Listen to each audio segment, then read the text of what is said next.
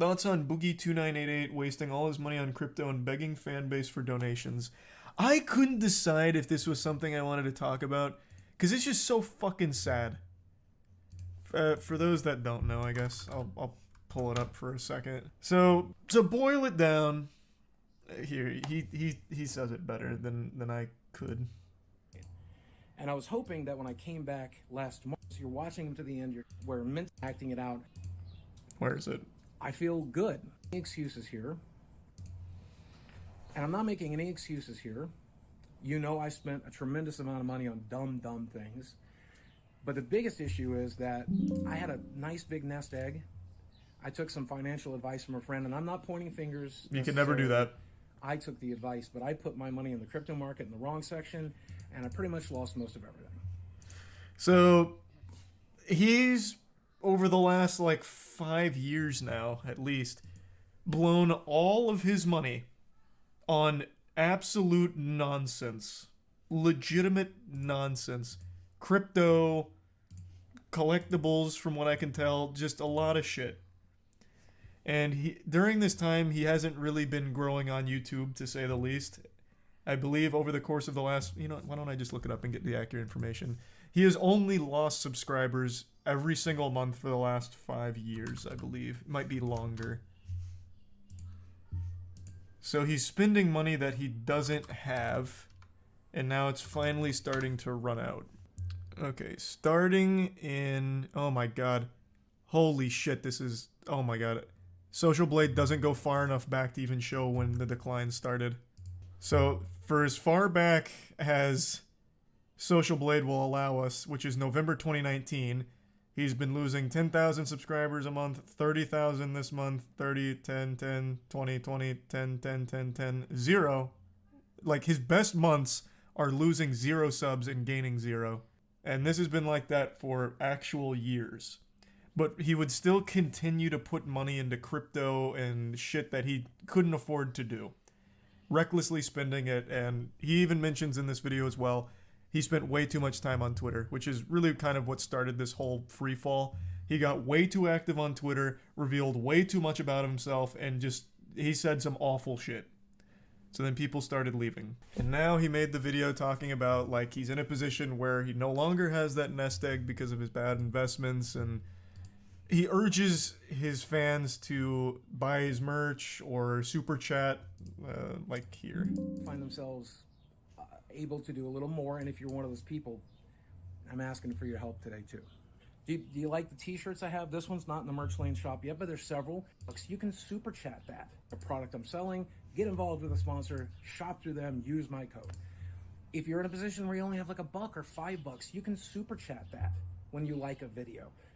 You can pledge $5 a month, $10 a month on the channel membership program. So it's really urging his fans to give him a lot of money. Just blatant e-begging, which I don't think is ever a good look. Ever. That's really a bridge no one should cross, especially not with 4 million subs. Again, he gained, I think he had, what did he have before the free fall? He had to be close to 5 million subs before all of this started. I wish Social Blade would go back further than 2019, because it's been like this for a very long time. But, he had tons and tons of money. He was one of the biggest gaming channels for a time. No, like, he's not scamming them. Like, this isn't a scam. This is a guilt trip. He's guilt tripping his audience like, hey, if you guys like the content and you want to do more, then give me the money with super chats. If you only have $1 or $5, or buy the merch, pledge on Patreon or a channel membership, this and that. And like, he kind of shames people that don't watch his videos all the way to the end and share them. He brings it up multiple times, not necessarily in this video. He references it early, like here. For me, and so many of you are. I'm so grateful. So many of you are watching the videos, you're watching them to the end, you're dropping a like, you're sharing them with friends, you're commenting, you subscribe, you're doing all the YouTube stuff, and it means the world to me. And then like in his follow-up video where he goes over how much money people have given him so far, he again like makes people feel bad if they don't do that. Like if they don't watch to the end, if they don't leave a like, or if they don't donate money. So it's obviously a bad look. Like it's a very sad thing. like, I feel bad for him, right? Like, one of his friends was McJuggernuggets, and that's the guy that created Storyfire and tried to, like, gaslight people into thinking it wasn't a fucking failure for, like, 2 years. Meanwhile, in the background, he was, like, trying to sell that shit ASAP because it was dying or something. I'm a little spotty on the details now, but Storyfire was an absolute fucking disaster. And they were close for a while, so I imagine that bad financially advice he got was from McJuggernuggets. But I mean, goddamn, like, I don't think there's ever really an excuse to make your audience feel bad if they're not engaging with the content the way you want them to, or not donating as much as you want them to. Like, you are not entitled to a donation or their attention for the duration of a full video. I never like when they try and force that. And like he says in this video, like, he wants to get back to making content because he needs to. He doesn't want to go back to working like a normal 9 to 5. He says he can't really work normal 9 to 5s due to like his disability and a couple of other factors. So he wants to go back to making content that hopefully makes him money.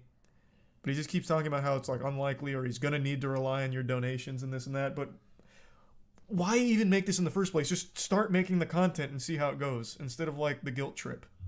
Right? So yeah, that situation was pretty fucking sad. This is literally DSP. Different than DSP. DSP's whole brand is about blatant e-begging. I still tune in pretty actively. What was his most recent meltdown? It was when he was playing Scorn. I think it was last week. Yeah, I think this is it. Oh, I can't show this because DSP's banned on Twitch. But all like, his whole brand is just blatantly saying, you guys haven't given me enough money, so I don't even know if I'm going to bother playing this game anymore. You guys are lucky that I played the game for 2 hours. I got a lot of shit I got to do, and I still sat here for 2 hours, and I only made X amount of dollars from you guys. The lack of support was alarming. And now I can't even afford to buy a new game on Friday, talking about Gotham Knights. I can't even afford Gotham Knights now because you guys didn't donate enough. Did DSP get unbanned on Twitch? Last I saw, he got, like, perma'd. Let me see.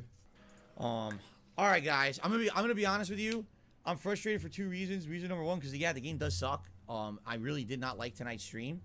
And in addition to that, as you guys can see, I stayed extra late for you guys, and basically it amounted to nothing. No one's really supported, which pisses me off. It does. Yeah, I'm playing a game. Obviously, it's frustrating. A lot of people showed up to watch it because you saw how frustrating it was, and no one supported. Yeah, that does upset me. Okay? It would have been one thing if I'm staying late and people are laughing, having a good time, and a few people are at least supporting the stream, but no one did. And that really upsets me. I'm going to hope that tomorrow when I finish it, there will be some support. Because it is pissing me off that I just stayed extra late and I got nothing for it. You know, the game's not even good. Yeah, he just goes full mask if off. This were me, I'm not even exaggerating. If this were me not streaming, playing this, I would have just turned the game right off and said, fuck this, I'm not playing this anymore. But the fact that I'm now 5 hours into it, obviously I want to finish it. You know, but I toughed it out for you guys tonight and I got nothing out of it. He then goes on to say, like, he doesn't even know if he'll be able to afford Gotham Knights on Friday because no one has donated enough, and he's not sure if they'll donate enough tomorrow. But that's his whole brand now. People watch DSP for, like, the shit show of it. Like, if you type in Darkside Phil, for example, like, I'm going to test this. I'm not logged in on my main account here, so I guess we'll see. If you just type in Darkside Phil, like, the first channels you get, I imagine, are going to be, like, Bill Furnell, which is just the play off of his actual name. Just all of these channels that make memes of him. So let's see. Yeah, his channel is the fourth thing there. And it's just, like, it just, that's his whole brand. So it's not really the same.